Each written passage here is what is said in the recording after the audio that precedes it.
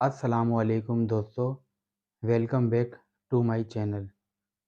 अगर आपकी छाती में सालों से बलगम फंसा हुआ है, आपको बार बार बीमार करता है, गले में बलगम जमा हुआ है या आपको बार बार एलर्जी, नज़ला, ज़ुकाम या खांसी की शिकायत होती रहती है, तो आज इस वीडियो में मैं आपको बताऊंगा इन सब प्रॉब्लम्स को दूर करने के लिए एक बहुत अच्छे और घरेलू नुस्खे के बारे में।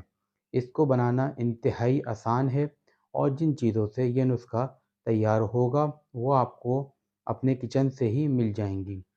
इस नुस्खे को तैयार करने के लिए हमें जिन चीज़ों की ज़रूरत पड़ेगी वो कुछ इस तरह हैं: तेज़ पत्ता 6 अदद, अदरक एक छोटा टुकड़ा, लौंग 7 अदद, पानी आधा लीटर। सबसे पहले एक साफ़ बर्तन में आधा लीटर पानी लें और उसको चूल्हे पे रखकर अच्छी तरह से उबालें।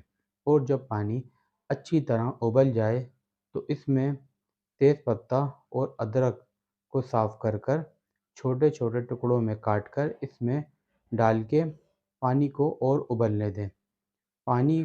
जब पानी में अच्छी तरह उबाल आ जाए तो इसमें लौंग डालकर धीमी आंच पर पकाएं और फिर बाद में इसको ठंडा कर इसे छान लें।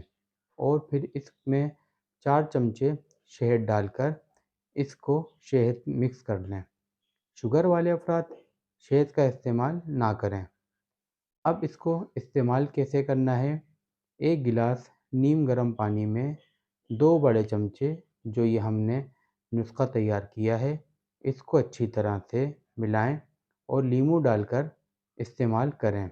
और अगर कोई नींबू डालकर इस्तेमाल नहीं करना चाहता तो इसको बगैर नींबू के भी इस्तेमाल कर सकते हैं। इस नुस्खे को आप सुबह निहार मुँह इस्तेमाल करें। और ये जो नुस्खा हमने तैयार किया है ये एक दिन के लिए नहीं, पूरे हफ्ते के लिए तैयार किया है। इसे आप रोज़ाना खाली पेट इस्तेमाल करें। इससे आपकी सेहत पर और आपको ये जो प्रॉब्लम रहती है बलगम की, इससे इंशाल्लाह ज़रूर छुटकारा मिल जाएगा।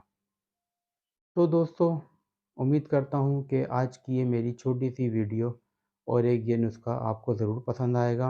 आप इन नुस्खे को बनाएं, ट्राई करें, इंशाल्लाह आपको इससे बहुत फ़ायदा होगा।